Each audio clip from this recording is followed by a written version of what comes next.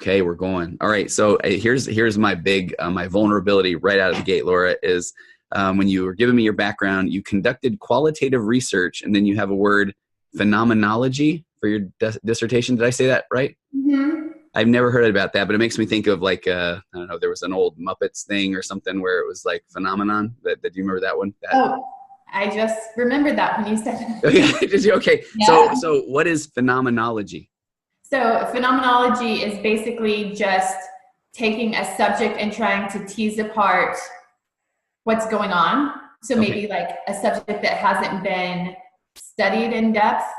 And so you're conducting interviews trying to find out what the story is, if that makes sense. Yeah. So the next time I want to say, let's break this down, can I say, let's phenomenologize this?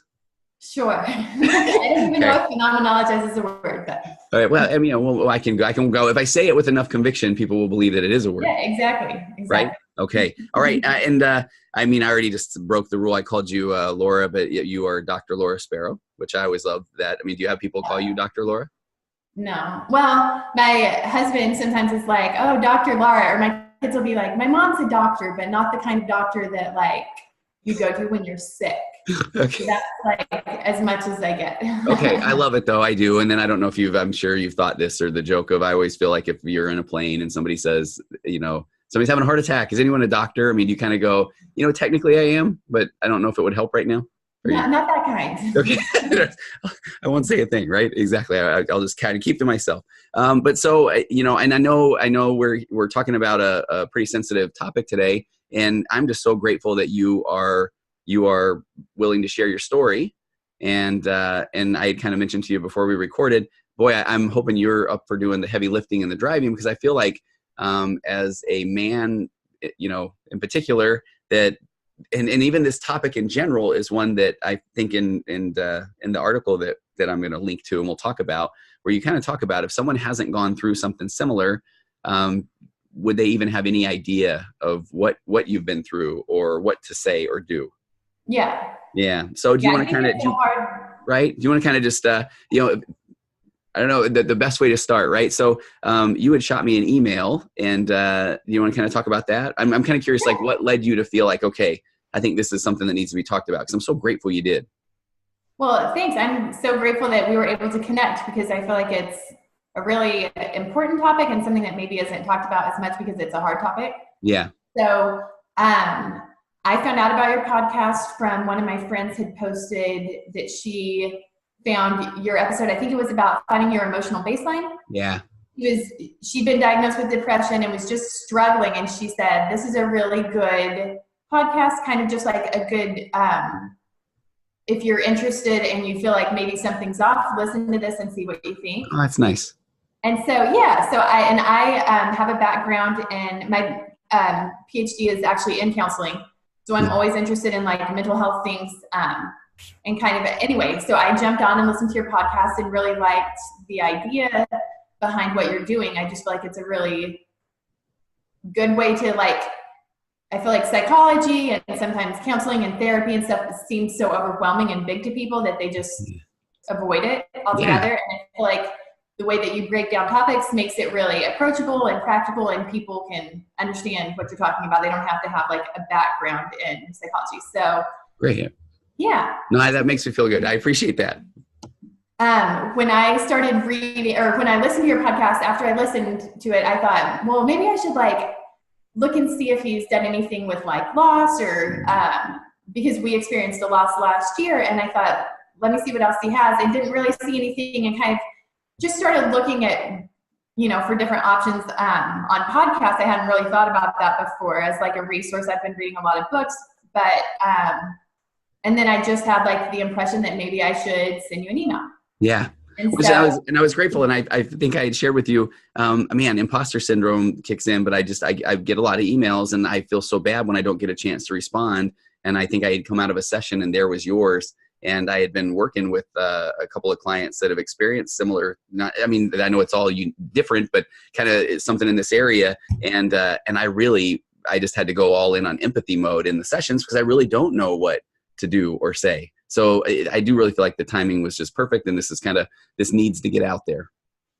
Good. I'm glad. I'm so glad you reached back out and we were able to connect, because I feel like it's a good thing to talk about. And I feel like the more open we are about it, maybe the more information that people have, the easier it is to cope with and to kind of feel like you're not isolated. And Yeah. so, So go ahead and tell your story, Laura.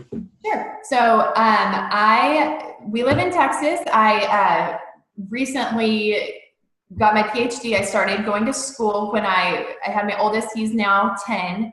And when he about a month after he was born, I had a master's degree and decided I should go back to college and started my PhD program part-time. And then I finished that in December of 2016. Mm. And then once I finished that, we were kind of in transition where we thought that we might move, and we did end up moving. And kind of when that whole transition was going on, I found out that I was pregnant and was super excited. So I have 4 kids, and then the oldest is 10, and then my youngest is 3. And then we have a baby, Bodhi, that I'm going to talk about a lot, that he was born last October. So a little over a year ago. And so basically we were just kind of in transition during my pregnancy. But I was healthy, fine. He was fine. Everything was just really normal. And I've never really had any complications with any of my other pregnancies. And so everything was just, you felt like everything was going along fine?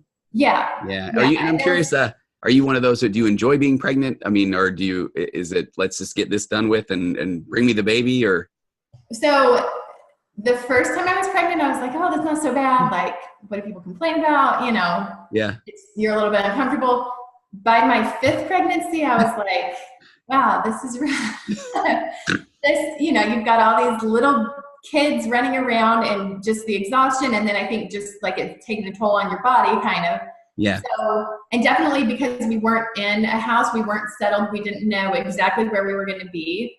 It was a weird time. So I was just kind of trying to fast forward through the pregnancy. And I just kept saying like, okay, once he's here, then we'll get back to normal. We'll be able to get everything kind of situated. So I definitely, especially with this pregnancy, don't feel like and now I regret it a lot, but don't feel like I necessarily enjoyed it as much. I didn't like take maternity pictures or it was just more like, what do we need to do to get this done? Yeah. No, it does. And kind of to normalize, right? As somebody who has, I have 4 kids, and it is that, I know the joke is always the first one, you go all in on, there's pictures of everything and every minute. And by the, 3rd or 4th one, it's like, you got a school picture where they're holding up their fingers, and then hopefully some stuff around the birthday, right? Exactly. So, yeah. So I think though, as far as the pregnancy, everything was fine. I found a doctor, and we were living in Frisco, Texas at the time. I found a doctor that I really liked, and we were doing, regular checkups, but everything was normal. Just a week before he actually passed, we had an ultrasound, and she was like, he's measuring good. Everything's good. He's in good position. So for me, it was definitely not even a thought in my mind, like something could go wrong or might go wrong. Sure. And then when that next week, so it was like October 5th, October 6th, around that time, I like had this thought, like I haven't felt the baby moving as much as normal. And so I just thought like, that's weird. I don't, I feel like he's not moving as much. And, told my husband, and he was like, okay, we'll just like, let's sit and see if we feel him moving. And it was kind of like, I don't know, maybe something's wrong, maybe something's not. And I called the doctor, and they said, drink a Red Bull, see if you feel you've got an hour to kind of like see what's going on or whatever. And so I did, and I thought, I'm just going to go into the hospital because I'm not, like, just to be sure that everything's fine. Sure, yeah. So, but I remember calling my sister on the way to the hospital and talking. I mean, by that point, I was so far along that I was thinking maybe he's just moved down so much that I'm not feeling it. And so I called my sister and said, hey, do you remember, like, kind of at the end, not feeling him move as much? And she was like, I don't know, you should probably just go in just to make sure. But again, like, not really thinking anything was wrong. And once I got to the hospital, told them what was going on, they said, okay, we'll just do a stress test and make sure everything's fine. And when they started doing that stuff, I remember like it taking a long time. So I was by myself. My husband was home with our kids. They had the day off of school. And so I said, I'm going to go to the hospital. I think everything's fine, but I'll call you. And so anyway, when they did the ultrasound, the nurse was like, well, I can't find a heartbeat, but I'm not very good at this. So she went and got another nurse. At that point, Laura, were you starting to kind of get a little nervous, or? I mean, I was, except that the nurses kept asking me questions like, okay. Right, they were going through kind of the protocol of like, what's your social security number? Right, okay. How many pregnancies? Are you planning on breastfeeding? Like all of the normal things. So I thought it was weird, but I guess I just thought like they wouldn't be asking me these questions if there was like something really wrong. Right. Yeah. And so I just kept trying to tell myself like, it's fine, I'm fine. And so I was preparing myself, I guess, for like, maybe the baby's like, he's going to come early and we're going to have to deliver soon. Or maybe I'm going to have to stay in the hospital for monitoring or something. Gotcha. So in your mind, you're starting to make that transition to, okay, maybe stuff's about to happen. And I mean, that's more where you were leaning. Yeah. Yeah. And so, I mean, I don't think that it still like dawned on me that anything could be really, really wrong. Yeah. And then they had a doctor come in. They said, we're going to hook you up to the machine and do an ultrasound, just kind of see what's going on. And when he came in, like I knew once they said that, I was like, that seems off to me, right? And so, but I was just kind of trying to talk myself down of like, it's going to be fine. I'm just being like jumping to conclusions. It's going to be fine. And then he came in and was like, I'm so sorry, there's no heartbeat. Oh. And so that was just like immediate, like just really disorienting. Sure. You know what I mean? Yeah. And then I mean, that moment, is it surreal? I mean, do you feel like it's your out of body kind of experience, or? Definitely. So for me, like, I just kept thinking like, that isn't true. Like I was like, that's a mean thing to say, kind of. Yeah. If that makes so. No, it does. And I was like, why would they say that? And then I was like, I know they're wrong. Like, I know everything's going to be fine. And they're just confused. Probably the machine's broken or something. But then I remember like trying to pull myself back too and be like, well, I can't like act hysterical, or I don't know what I thought they were going to do. Yeah. But, like, they're going to think I'm crazy. So I was like, I just need to like go to the bathroom. And so I went into the bathroom and then kind of just fell apart. Oh. And then, I don't know. It just seems it was such a weird thing. And then trying to like call my husband and talk to him, and I couldn't really talk, and having the nurse, I remember pretty distinctly what happens, but it does seem like you said kind of an out of body experience too, where you're like, this can't be happening to me. I must be having a dream that I just can't wake up from. Right. Okay. So I think that like, and even up until he was born, I was pretty convinced in my mind. I mean, I wasn't saying it to anybody else, but I was like, I feel like he's going to be okay. Yeah. Probably we're going to have to stay in NICU or something like that. Yeah. So then at that point, then when you come out of the bathroom, and I mean, did you end up staying in the hospital at that point? Yeah. Yeah. So once I got there and then they had kind of gone through that, they said, we're going to call your doctor and let her know. And she'll be here. And then I had a nurse that I feel like, I'm like, I don't know. To me, she was almost like an angel of like, she was there for me, because she was like, I'm not going to leave until she's here, because my husband wasn't there either. And everybody else just kind of after, they just took all the machines and everybody left. And so, having her there, and she just held my hand and kept telling me it was going to be okay. And then my doctor came in and explained to me kind of the options. And she said, so you can go home if you want. We don't have to deliver today. Or you can stay and we can go ahead and induce labor. And I think, again, and I think somewhere around then is when, like, I first heard the word stillborn and thought, like, oh, that, like, is a possibility for me. Okay. because I guess, I mean, obviously I've heard the word before, but I always thought of it in relation to something that happened in like the 1800s or something Okay. Yeah. that happened a long time ago, or something that happened sometimes when there was an issue with the pregnancy or the baby or something like that. Yeah. So, and at that point when they, oh, go ahead. Go ahead. I would say when they're just saying we can't find a heartbeat and now she's going into, we can do it now or later. Had they given you, I know in the article you talked about what was the cause, but did they tell you that at that time, or did you still not know? So my doctor didn't know for sure. She was like, what I would guess, just based on your medical history and that everything was fine, it was probably an umbilical cord accident. And she was like, but I don't know. We can't tell right now for sure. Yeah. And so, because that's the other thing, I think, like not having any kind of forewarning that anything was wrong. Right. It was really hard for me to wrap my mind around, like, no, he was fine, Yeah. Yeah.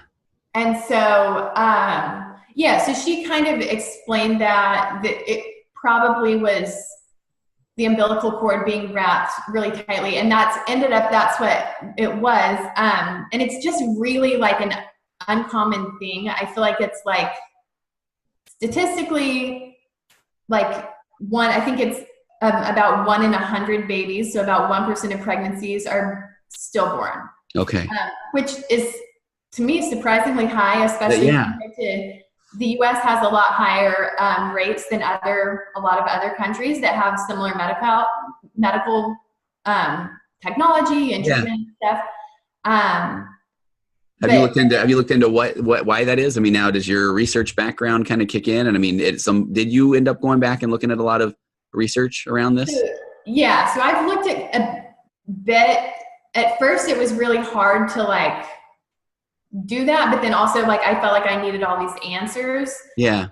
It's gotten where I have like a little more distance and can kind of not feel like, I don't know, it was just really hard for me to be like, this shouldn't have happened to me. Yeah.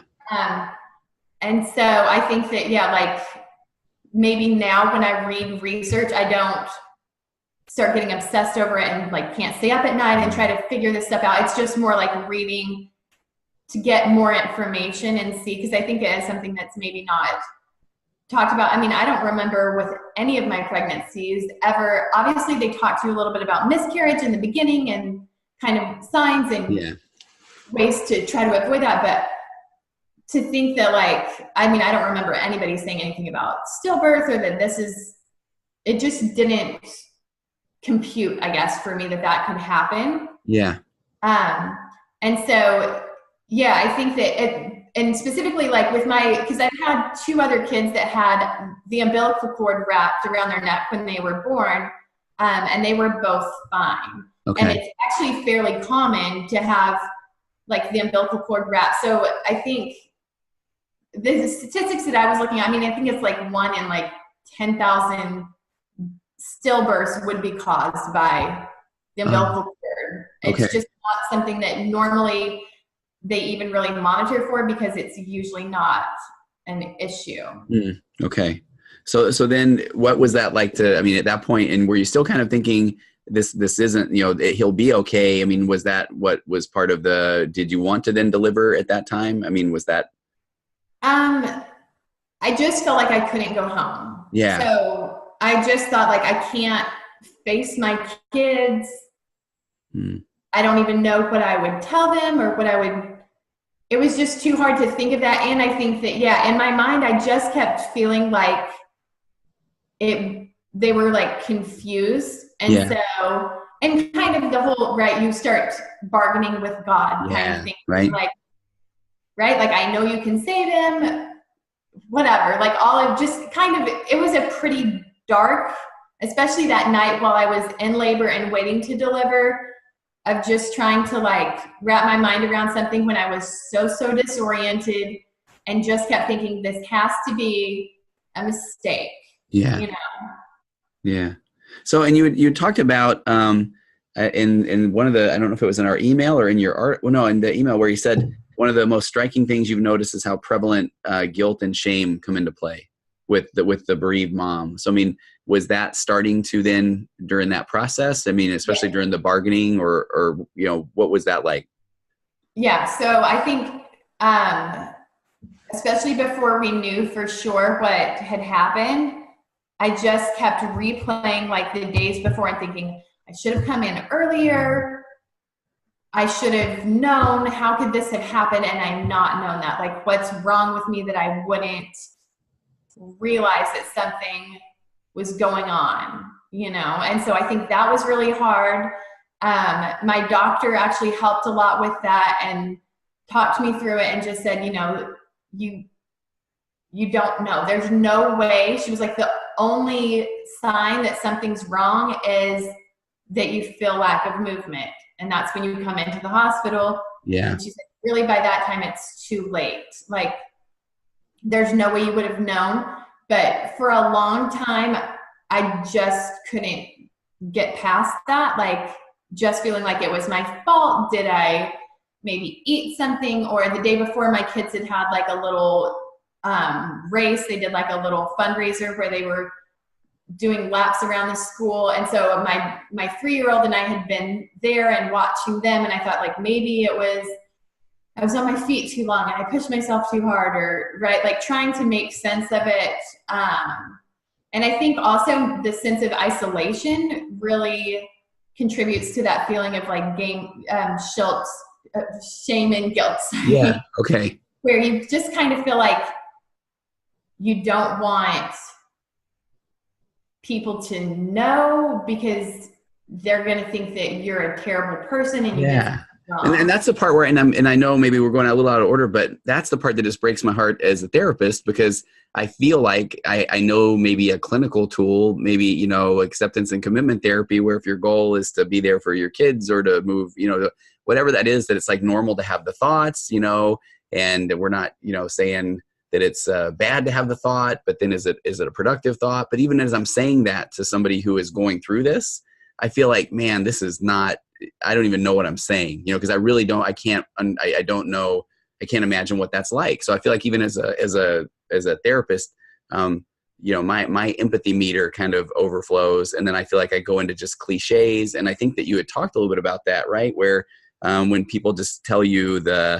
you know, I don't know, you can have another one, or it's, hey, it's going to be okay. Or, I mean, yeah, definitely. So what helped you in that? Yeah. Or you go on that for a little bit, like what helped or what people say or do, or what's good, or, you know?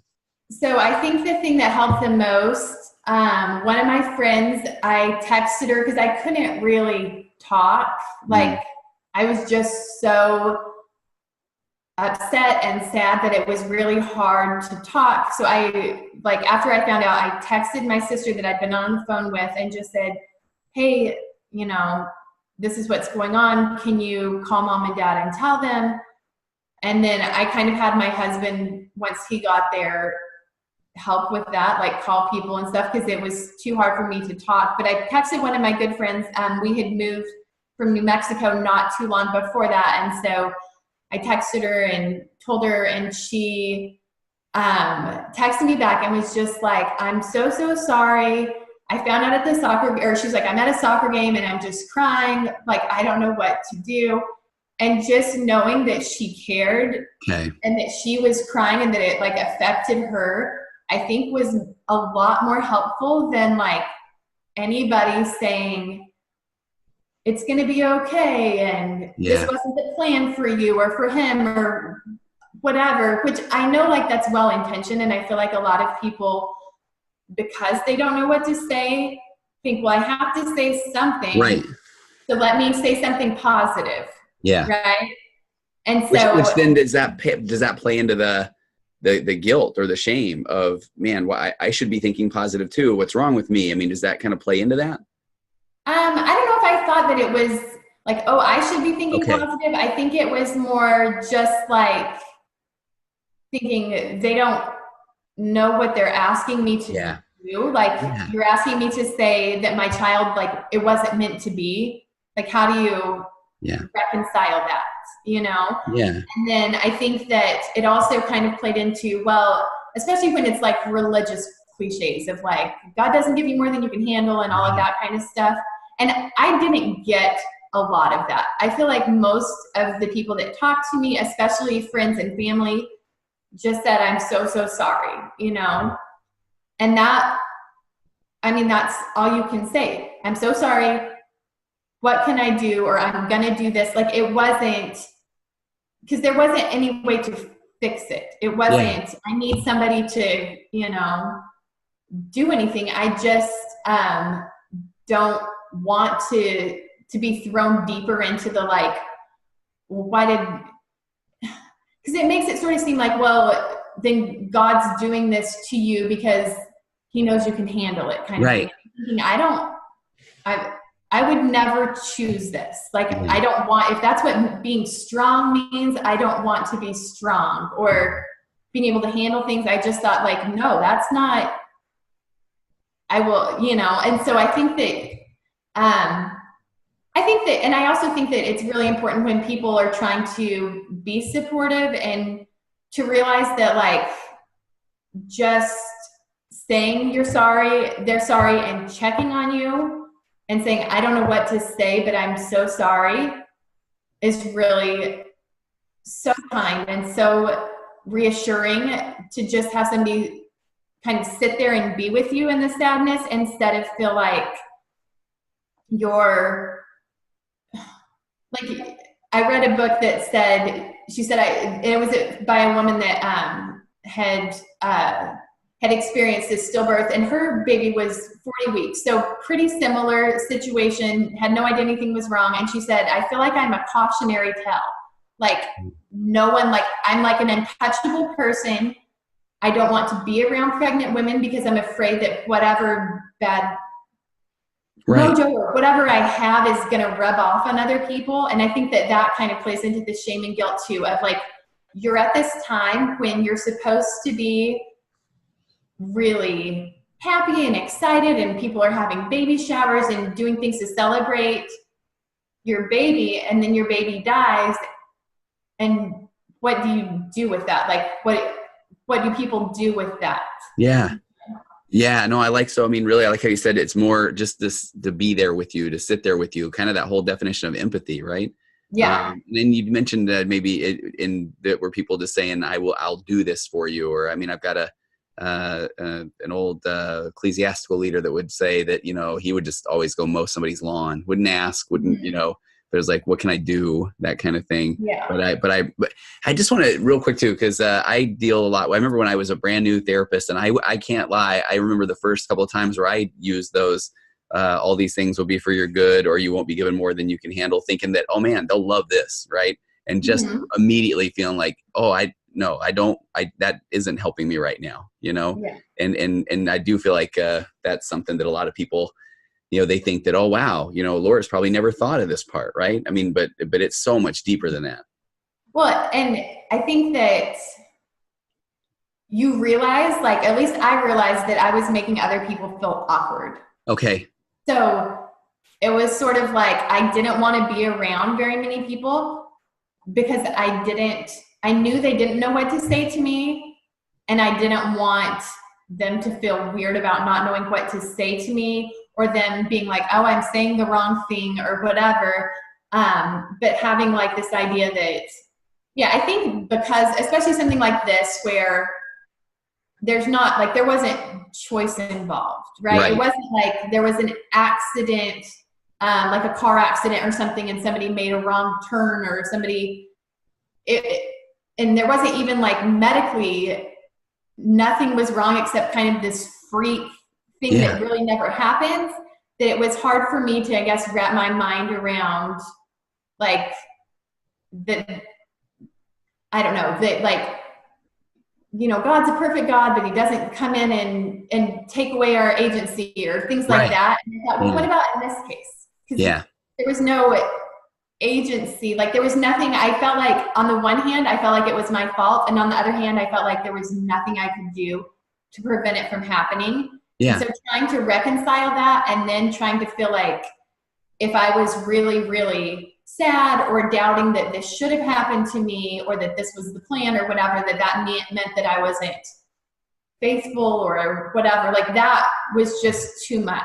Okay. And I'm glad you addressed that, because I mean, I do hear that when people are trying to process these things. And again, I'm not even, that's hard for me to do anything but just sit there in empathy. But you want to just say, no, it's not about what had happened 2 days ago, or it's not this, or you're not a bad person, or it's not because you didn't, pray enough, or you missed some Sundays, but in that moment, do you just kind of advise just to just let somebody kind of go with that a little bit, let them get that out there? I mean, because do you feel if somebody was kind of, combating you on those thoughts, was that not helpful?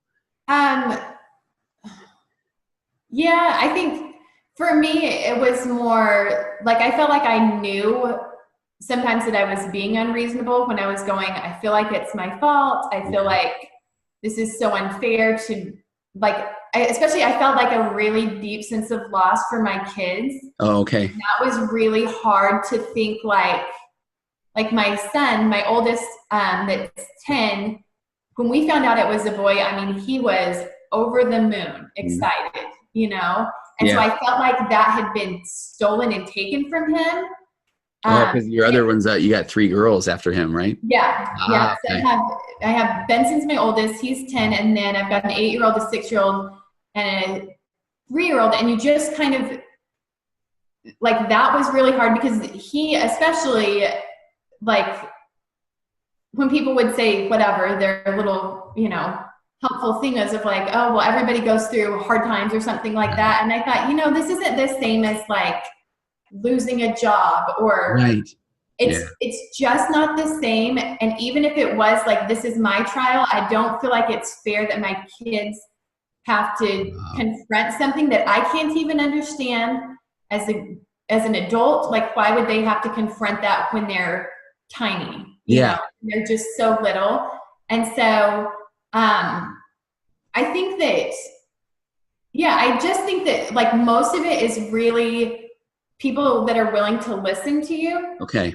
And not treat you I mean, I definitely think that you have to be people should be sensitive to it, and not just be hey, I'm having a baby and I hate being pregnant and blah, blah, blah, right? All of those things kind of hit you man, whoa, that's, that's a lot, or, but at the same time, I think that sometimes being feeling like you're a pariah, or that no one can talk to you and no one knows what to say, so they don't say anything, is really hard too. So I feel like it's really hard to navigate for family members and friends that haven't experienced loss, because they don't know what to say, Yeah.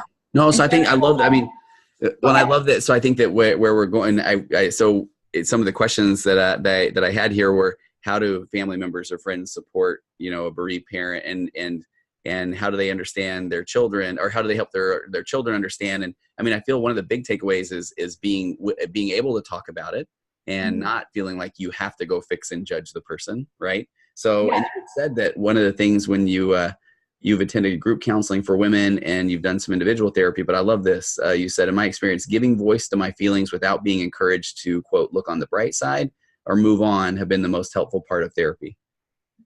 Right? Yeah. So, I mean, so it really is more about just being not afraid to talk about it, but also not feeling like you have to fix it. So kind of just being willing to kind of sit there with it. Right.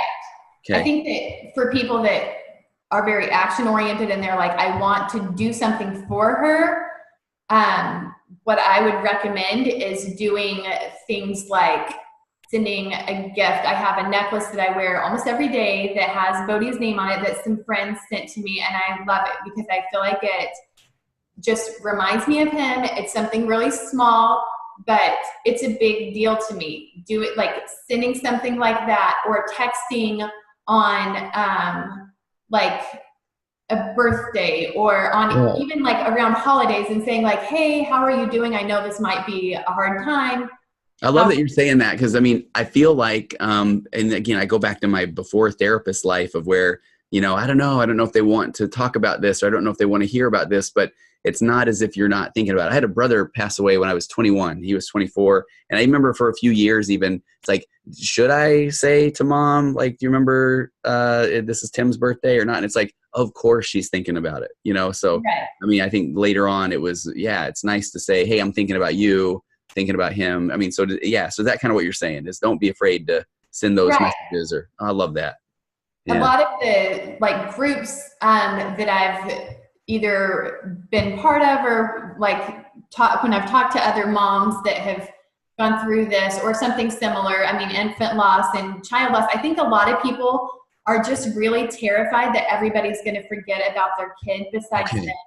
Yeah. And so they hold on to that pain because that pain is what they feel like connects them to their child. Yeah. I think that when they have other people that say their child's name and that include them and say like, get a Christmas ornament, if you're the grandma, getting a Christmas ornament, if you get a Christmas ornament for all the grandkids, including the baby that's passed, or just little things like that, I feel like are so meaningful, and they help the parent to get through that need to necessarily like hold on to this like really hard like grief of I need to remember how sad I am because no one else cares. So it's almost like being able to talk about it, giving a voice to the experience, talking about saying Bodhi's name and those sort of things.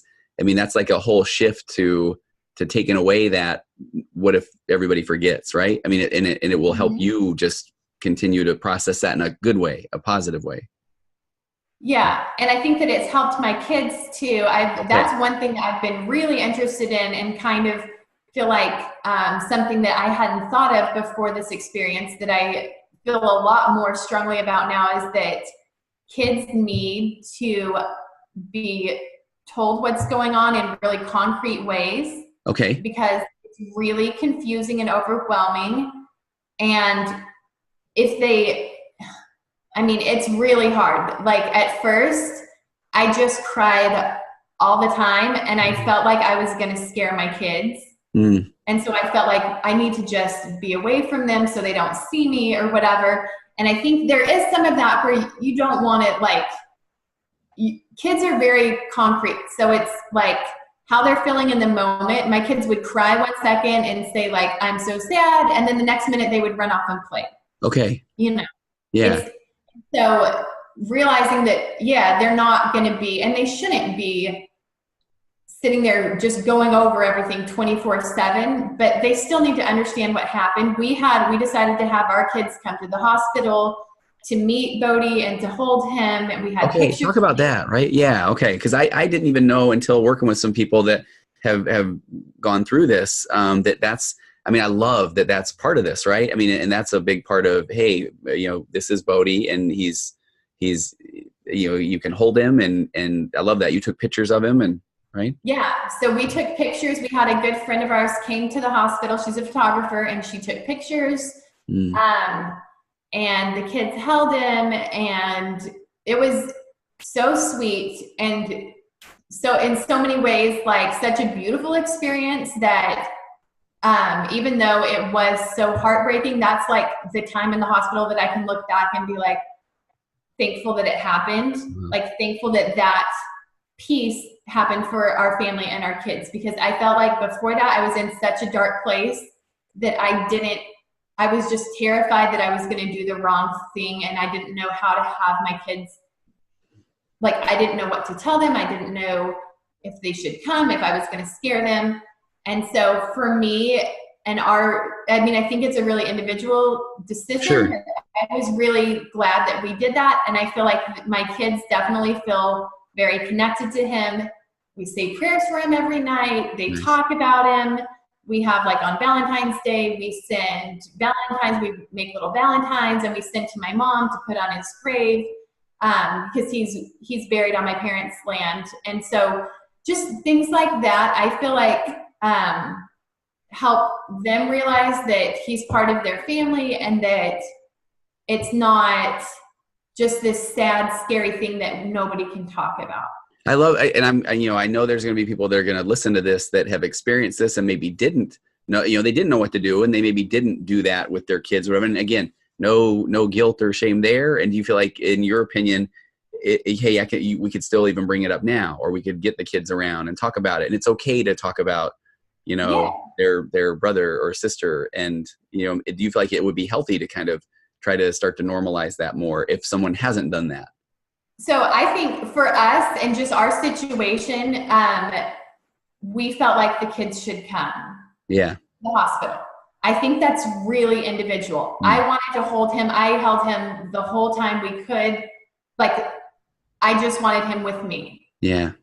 I know that's not the same for everybody. And I think that it has to be a really individual experience, and family and health providers should just support whatever the parents. That's what I like.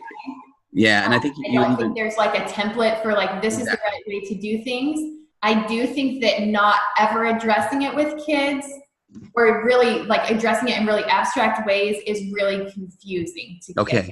And I think that's where I was going with that too, right? So if someone feels like, man, I didn't handle it right, at this point, hey, no guilt or shame around that, move toward whatever is authentic for you. So, right?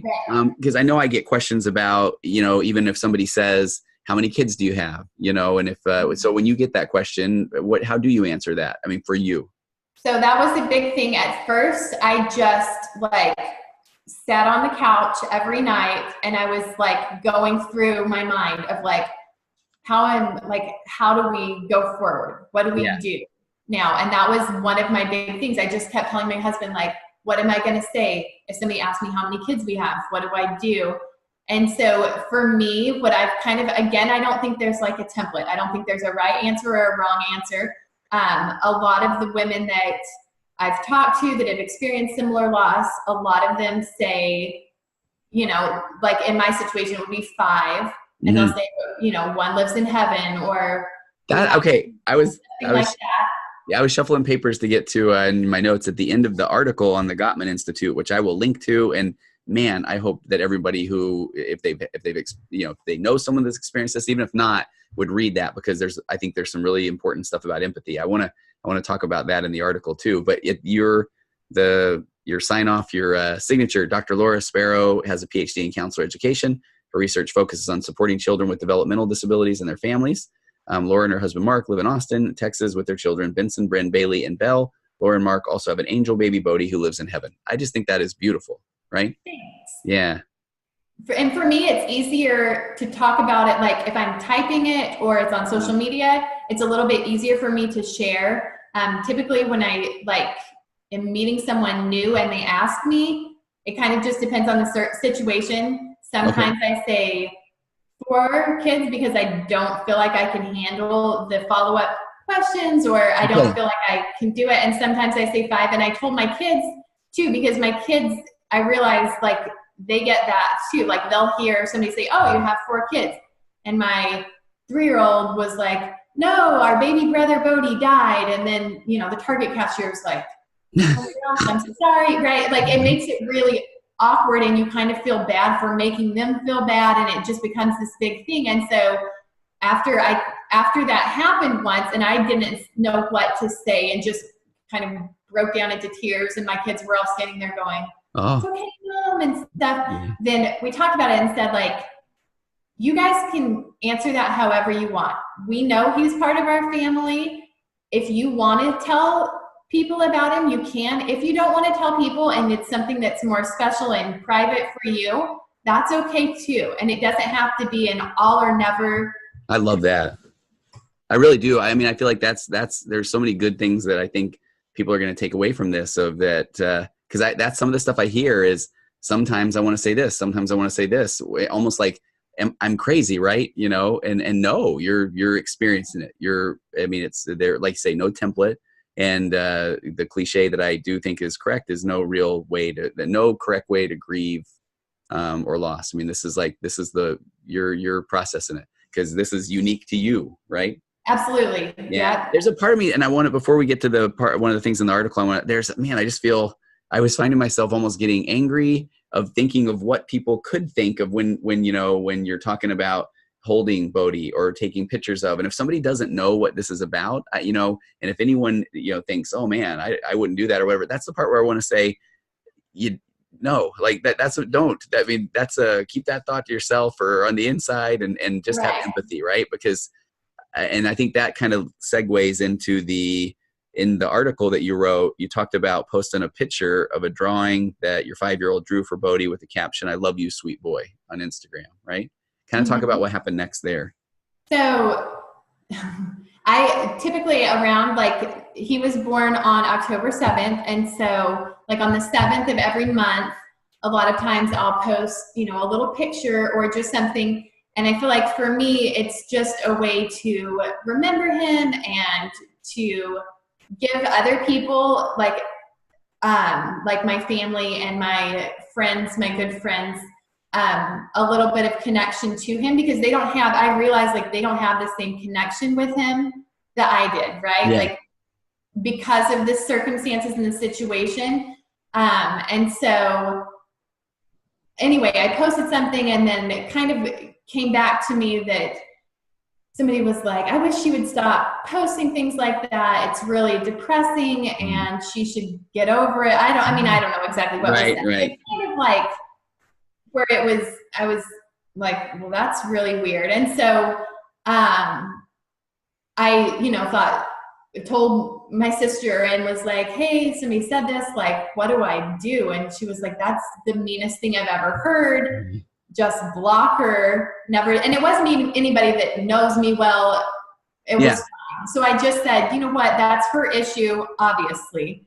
And then I started going back into the like, oh my gosh, am I oversharing? Am I like, do people think I'm trying to get attention or that I'm making a bigger deal about this? Like, maybe I'm not like feeling like, oh, well, maybe even though, you know, I feel like he's my child and he's just as much a part of my family as all of my other kids, maybe everybody else is thinking something different and that, you know, and so I think that going into that spot was really not productive for me. Yeah. And as I read other people's experiences of feeling, you know, like their kid was left out of the Christmas photo and being sad about that, and then them saying that and people saying like, you need to stop, it doesn't need to be about you, or it's not always about you, kind of stuff. I was going, yeah, that's not right. Like, if you want to include them, I don't think anybody should be forced to talk about a loss if they don't want to. Sure. But by the same token, nobody should tell someone that's lost a child that they need to be over it, or you're bringing me down, right? It's like, you know, oh, hey, sorry that's making you uncomfortable when you look on, right, you know, Instagram, right? Yeah. And that's, again, one of the good things about social media is I thought, great, I don't have to give her access to see that. Like, obviously it's triggering something for her and that's okay, but I'm not going to put myself in a situation where I'm second guessing every single time I do this. Exactly. And I like that. I mean, you had talked about that where even, you know, people, we all agreed she was unkind and I shouldn't give her a second thought, but then it's like the brain's going to do what it's going to do. Right. So then after that, then you go through and, well, I don't know, have I been? And really our goal is getting you, as close to authentic as you can be. Right. And just, it's like, okay, if that's the way I'm processing, that's the way I'm processing.